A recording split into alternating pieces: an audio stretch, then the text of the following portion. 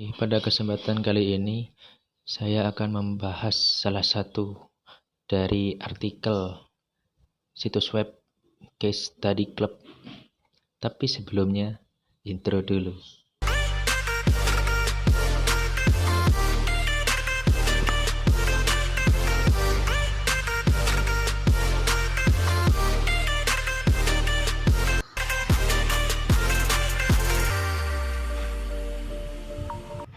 Oke, artikel yang saya ambil dari situs web tersebut yaitu How do I know if UI UX design is my passion?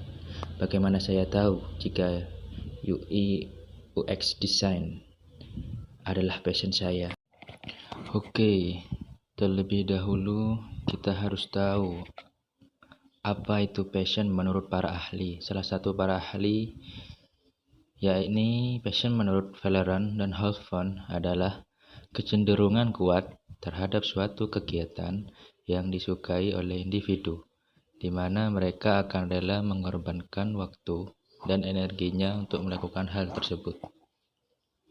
Nah, passion dapat berubah-ubah dan berkembang seiring dengan berjalannya waktu. Tapi, jika kamu teliti lagi, sebenarnya passion yang berubah tersebut pasti bermuara pada satu value atau nilai yang sama pada diri kamu. Jika melakukan kegiatan yang disukai, berarti passion. Lalu apa bedanya dengan hobi? Nah, menurut aku pribadi, passion dan hobi memiliki banyak kesamaan. Tetapi yang membedakannya adalah hasil atau manfaat yang didapatkan setelah mengerjakan suatu kegiatan. Ketika kamu senang melakukan suatu kegiatan sampai rela mengeluarkan waktu, tenaga, dan uang hanya untuk kepuasan diri. Nah, saya berikan contohnya ya. Seperti kamu senang bermain futsal. Lalu kamu rela mengorbankan waktu, tenaga, hingga uangmu untuk bisa bermain futsal. Nah, itulah yang dimaksud dengan hobi. Sedangkan passion sendiri adalah kegiatan yang kamu sukai dan mendapatkan kompensasi setelah kamu mengerjakannya. Mungkin bisa berupa uang. Nah, saya kasih contoh. Ketika kamu senang bermain futsal, kamu akan menekuninya, memilih jalan untuk berkarir, untuk bisa menjadi pemain futsal profesional. Hal ini memungkinkan kamu untuk dibayar selama bermain futsal secara profesional yang dikontrak oleh klub tempat kamu bermain. Oke, untuk selanjutnya kita harus tahu terlebih dahulu tipe passion menurut Valeran dan Halfon. Yang pertama, obsessive passion. Tipe passion yang mengacu pada dorongan motivasional yang memaksa seseorang untuk melakukan suatu aktivitas tertentu. Orang yang memiliki passion obsesif memiliki keinginan luar biasa untuk melakukan sesuatu aktivitas sampai mereka tertekan dan susah untuk berhenti. Nah, saya kasih contoh ya. Orang yang senang banget main game akan rela mengeluarkan uangnya dan main terus-menerus. Nah, terkadang mereka lupa akan tanggung jawabnya di kehidupan sehari-hari. Nah, untuk yang kedua, harmonious passion. Tipe ini mengacu pada dorongan motivasional yang mengarahkan seseorang untuk terlibat pada suatu aktivitas secara sukarela, sehingga menimbulkan kehendak dan melahirkan dukungan personal untuk mengejar aktivitas tersebut. Orang yang memiliki passion harmonis ini akan benar-benar suka menjalani suatu aktivitas, di mana passion yang dia miliki tidak akan mengganggu aktivitas atau tanggung jawab lainnya dalam kehidupan sehari-hari. Nah, pada intinya berbicara soal passion bukan hanya sekedar menemukannya saja, tetapi lebih kepada bagaimana kamu membangun passion tersebut. Tipe yang harmonis ini seharusnya lebih kamu prioritaskan, karena ketika kamu memiliki sesuatu hal yang kamu sukai, maka hidup kamu akan lebih berarti dan menyenangkan untuk menjalaninya. Oke, selanjutnya cara menemukan dan mengembangkan passion. Masih menurut Valeran dan Halfon. Yang pertama, memahami diri sendiri. Lebih memahami, kemudian mengenali diri sendiri, membuat kamu bisa mengetahui kekuatan dan kelemahan yang ada pada dirimu, sehingga cepat atau lambat kamu akan paham akan karakteristik dirimu. Hal ini bertujuan agar memudahkan langkahmu ke depannya untuk bisa mengetahui dan mengembangkan apa yang sebenarnya menjadi passion kamu. Proses yang terpenting dalam mengenali diri sendiri adalah kamu harus jujur, menerima akan semua fakta tentang dirimu dan atau baik buruknya. Nah, yang kedua, membuka pikiran baru. Berusahalah untuk membuka pikiran dan belajar mengeksplorasi hal-hal baru. Karena dengan cara itu akan membuat kamu lebih banyak mencoba apa yang belum pernah kamu coba sebelumnya. Hal ini akan memudahkan kamu untuk bisa menyesuaikan diri. Karena mencoba hal baru adalah akan merubah sesuatu yang mungkin tidak kamu sukai menjadi kamu cintai. Nah, yang ketiga, manfaatkan waktu luang. Maka ketika kamu ingin mencoba hal-hal baru, seharusnya kamu bisa menjadwalkan waktumu sebaik-baiknya. Cobalah luangkan waktu sejenak untuk bisa melakukan kegiatan kreatif, atau setidaknya mencoba hal-hal baru yang sebelumnya tidak pernah kamu coba lakukan.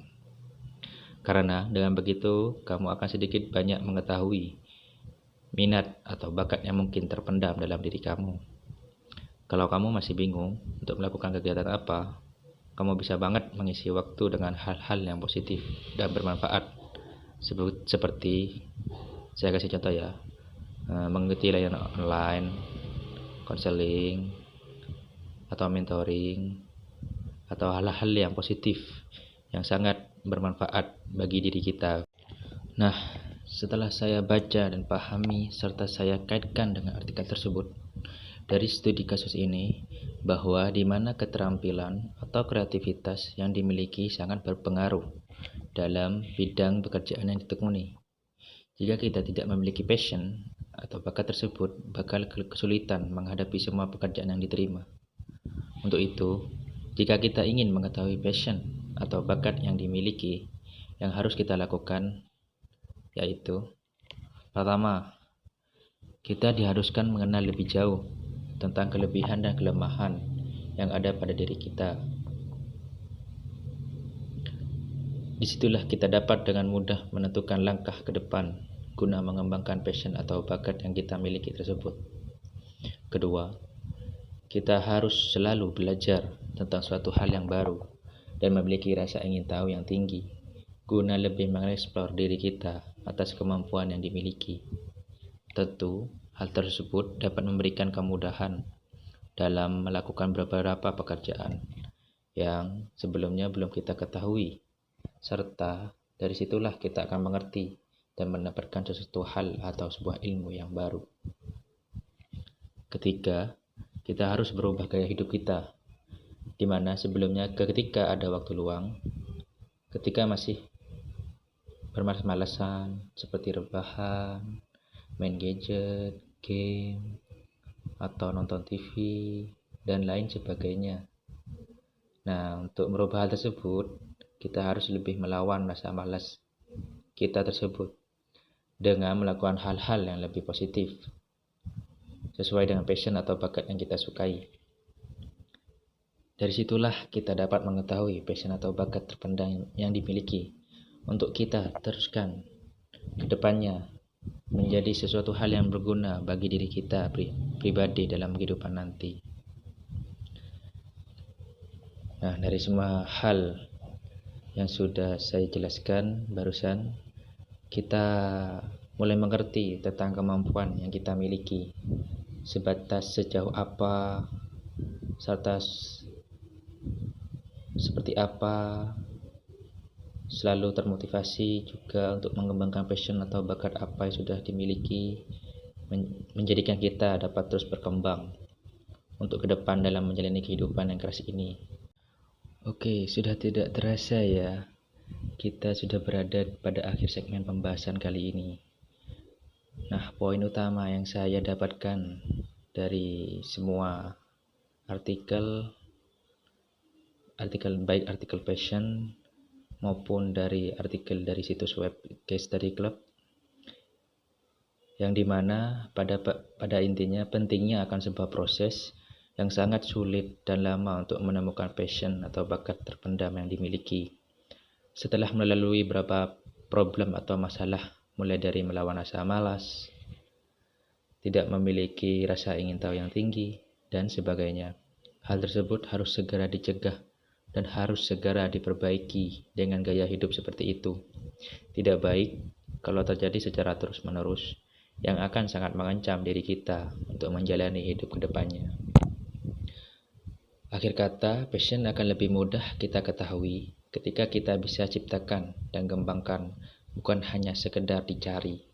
Tetapi sebelum saya tutup pembahasan kali ini, saya memiliki quotes sederhana yang saya buat.